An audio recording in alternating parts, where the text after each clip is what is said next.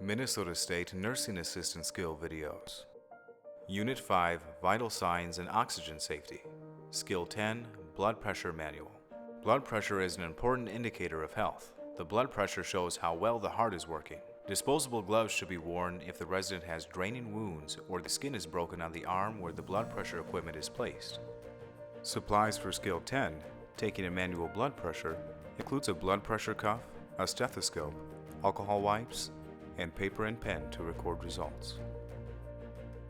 Critical steps must be completed correctly to pass this skill. Be sure to complete the standard pre-steps upon entering the room. Clean the earpieces and diaphragm of the stethoscope with alcohol wipes. Assist the resident to a comfortable position in a bed or chair.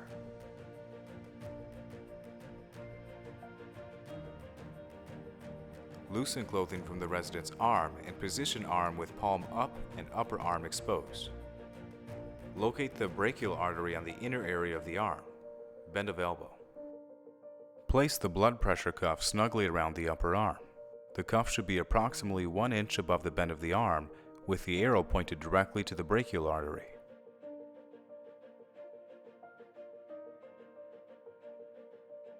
Place the earpieces of the stethoscope in your ears. Direct the earpieces toward your nose.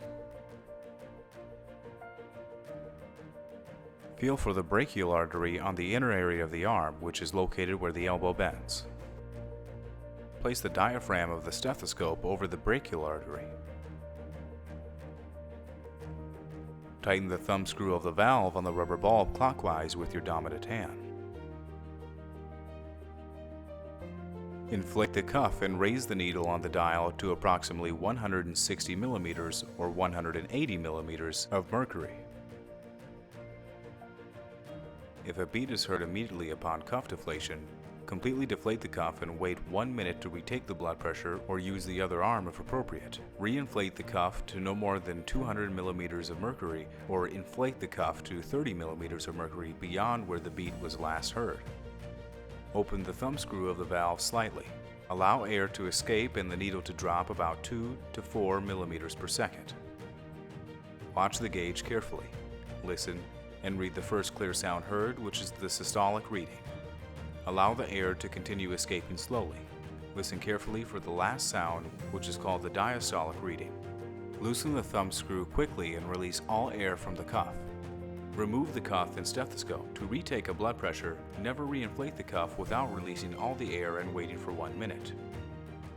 Wash your hands, report and record the blood pressure within a plus or minus 6 millimeters of instructor's reading. Don't forget to complete the standard post steps before leaving the room.